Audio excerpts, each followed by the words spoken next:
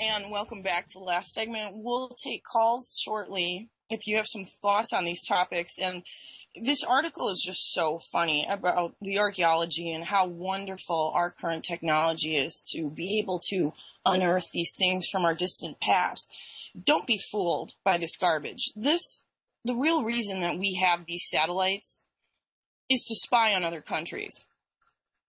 It's to find out where the bunkers are. It's to find out where things are hidden underground. And at the same time, they could be used to determine where the CORIUM is in an ongoing nuclear disaster, the likes of which the world has never seen before.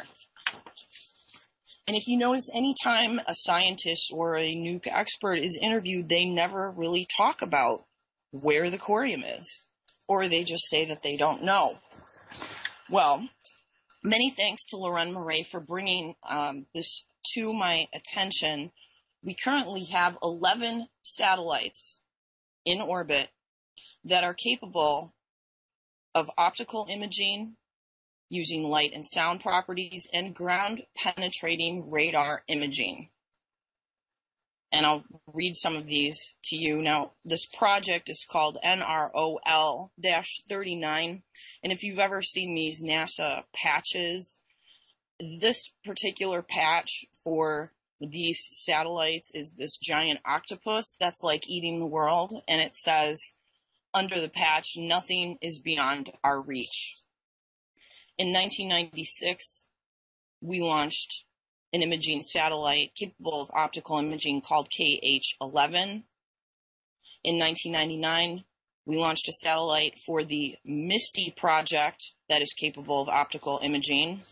In 2001, we launched another KH-11 satellite capable of optical reconnaissance. In 2005, we launched the LACROSSE project satellite capable of radar imaging. In 2005, we launched the KH-11 component for optical imaging, another one. So we have 3 just from that one program. In fact, in 2011, things really ramped up. We launched another TOPAZ radar imaging set. We launched another KH-11. In 2013, another TOPAZ that could do ground-penetrating radar. And as recently as August 28th of 2013, we launched the most recent optical imaging satellite, again, part of the KH-11 program.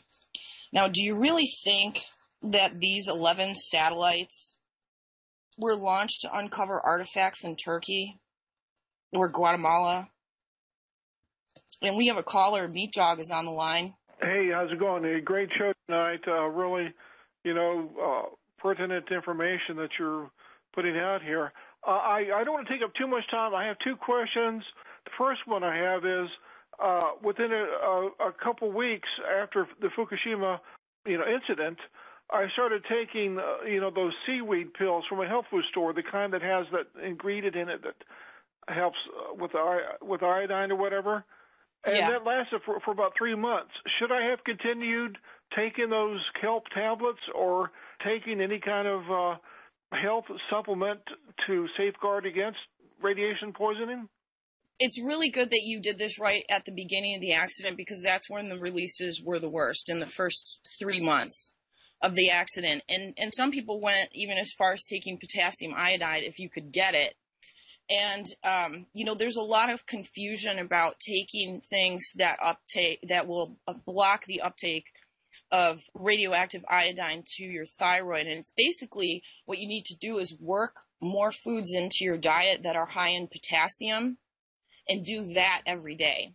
Now, we're running into kind of a situation here with the, sea vegetables and kelp and seaweed pills and so forth, because we don't know what's contaminated and what isn't.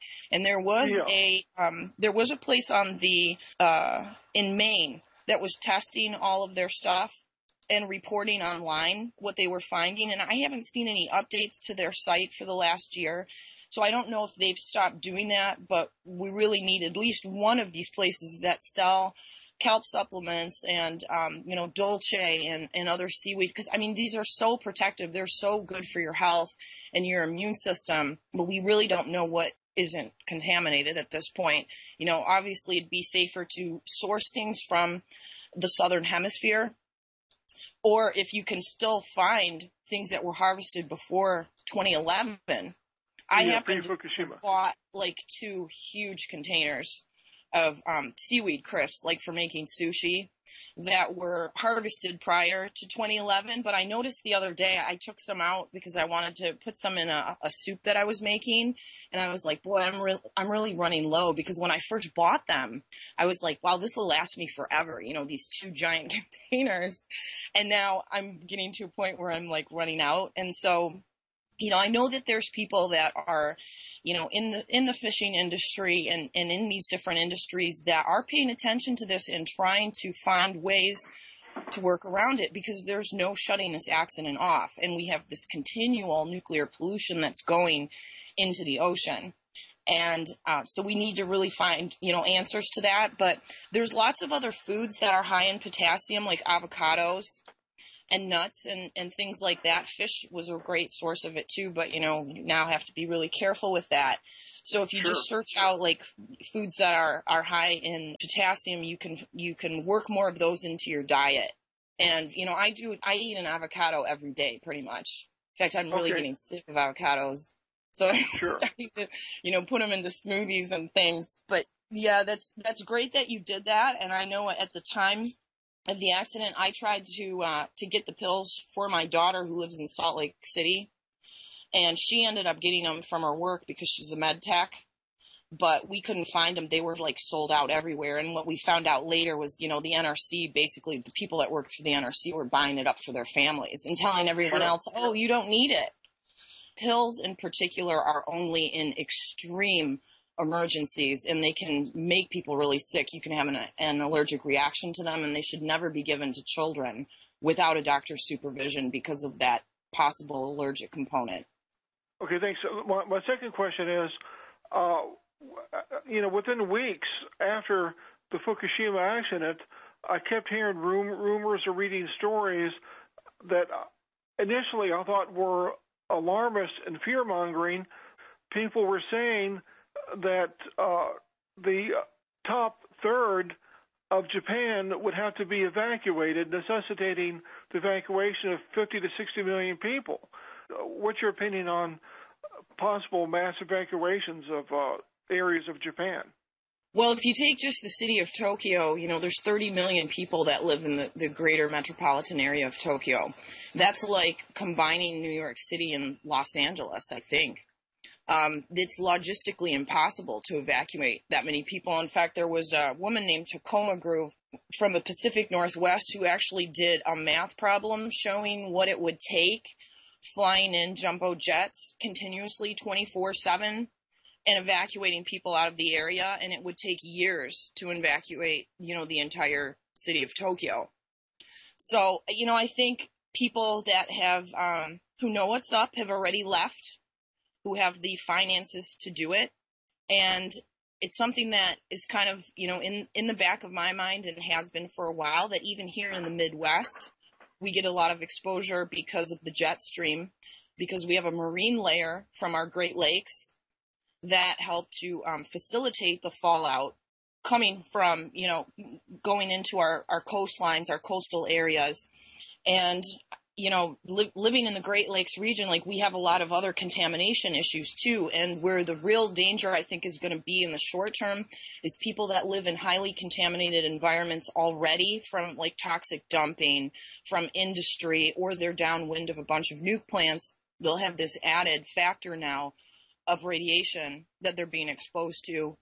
And even if one or the other wasn't enough to make them sick, the two together can be, dozens or hundreds or thousands of times worse to the health of an organism. It's called the multiplier effect. And once you understand how that principle works, then you start looking at places that we know are already contaminated, like areas around Hanford where people have been getting sick for years. Now there's all these babies being born that are having like parts of their brain missing and things like that. And all the scientists are just like, they're so baffled. Oh, we can't understand what's happening here. And it's so ridiculous. They're getting an additional exposure now to Fukushima, and that exposure in and of itself had they been eating healthy food and if they lived in a clean environment and had been filtering their water all of this time, they may not have gotten sick. But if they already have chemical contamination and now they get hit with these rads, then there's this synergy. And we may have seen that already occur at the Malibu High School, which had some horrendous contamination issues from building materials. And now all of a sudden, there were like 6 teachers that were diagnosed with cancer and a lot of students that were getting headaches and getting sick. And they actually had to close that school, and because there was so much sickness in the school while they started testing for things. So we're going to see more of that happen in the short term, where people are already exposed to contamination in their environment. And, LA is a big one because of the Rocketdyne facility and the 3 meltdowns that have occurred there. Now they get hit with Fukushima rads on top of it. It's just too much. It's going to push people's health over the edge. And then you throw in the wild card of chemtrail spraying, and God knows what the heck is in store for us. Exactly. And thanks for calling me, Dog. I appreciate it.